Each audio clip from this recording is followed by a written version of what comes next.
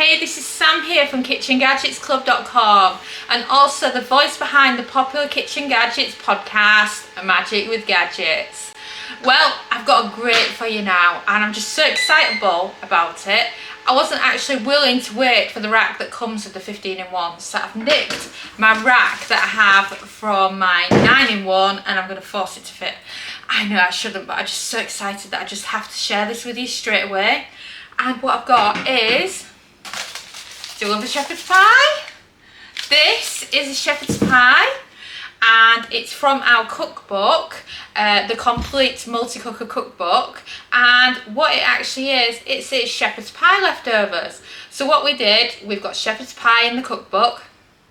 And you know what it's like when you're doing one pot cooking in these machines, it makes too much, doesn't it? So I grabbed all the leftovers from the photo shoot, brought it home with me, and I thought I'm going to have to show you how you can reheat your frozen leftovers, because let's face it, we all have loads and loads of leftovers. And did you know that you can actually reheat your leftovers from frozen using your Ninja Foodi? It's just absolutely brilliant and one of the greats you can do. And my editor, she was rather concerned because when we were making the cookbook, she's a widow, so she's just cooking for one, and I think she was quite shocked by how far it goes towards family cooking and batch cooking to these machines.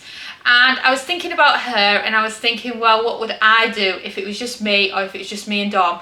If there was just two of us, well, I'd make the shepherd's pie, but I'd freeze half of it for later, which is what this is, and then I would reheat it. So if you are wanting to do a little bit of batch cooking where you kind of cook once, eat twice, then this is perfect for you. And if you're wondering how you can reheat in this machine, then I'm going to show you. So first of all, we're going to use one of the steam features, and I've got 1.5 cups here of water. So pop this in first. And if you wanted to cook it directly in the bottom from frozen, you could, because look, it comes off really, really easy. Just like you could also throw it in the microwave. And then what I'm going to do now is I'm going to put it in lower position and I'm going to attach it like that to the rack. If you've got the 15-in-1, it will fit slightly better, but it's in lower position like I'm showing you here. Isn't too bad really. If you look, it's more that the foil tray absolutely fills it to bursting. So now we're going to let the lid down and we're going to cook it. So, lid down.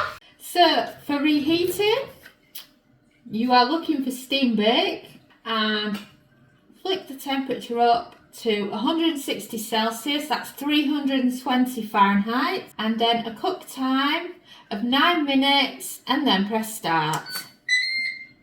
Yes, I am serious. A frozen meal to cooked, 9 minutes, steam bake. So shall we leave it to it, and I can come back later with the thermometer and show you. Introducing you to the Complete Multi-Cooker Cookbook, featuring all your favourite recipes, including chicken pie or risotto, soup, sponge pudding of course.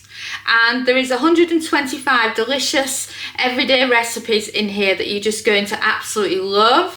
And then if you pop over to the back cover, you can see even more delicious recipes that are included, including our favourite Spanish potato casserole.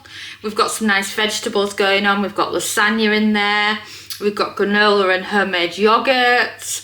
And then of course, the best one of them all, teaching you how to do pork with crackling, and we've got many tips and tricks for using the probe. And of course, remember, all our cookbooks come with both metric and imperial measurements. And this is going to be the first multi-cooker cookbook that's traditionally published. So we're really, really pleased that they've chosen us to do this with. It's going to be an absolute honour to bring it to you.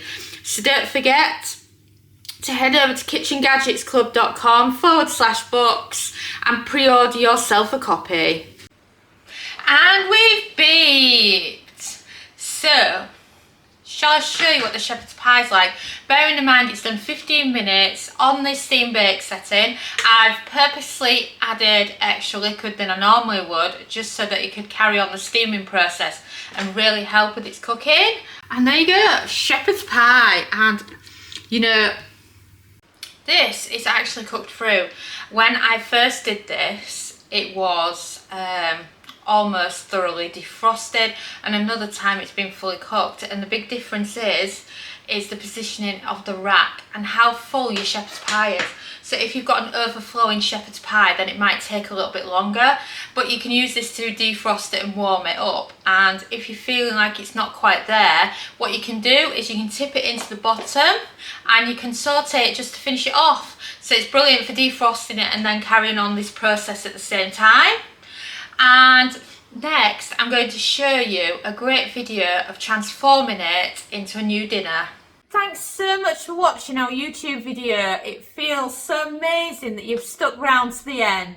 And of course that must mean that you like our videos, so why not also follow us on social media? You can find us at the Kitchen Gadgets Club on Facebook and on Pinterest, TikTok, we're Kitchen Gadgets Club. You can subscribe to our YouTube channel for more great videos like this one, and you can also find us at KitchenGadgetsClub.com, where we have a membership that shares brand new kitchen gadget recipes every week, and we also have lots of great ideas, resources, tips and tricks. And we are an ovenless kitchen, so we teach you exclusively how to cook with kitchen gadgets. And a ciao for now.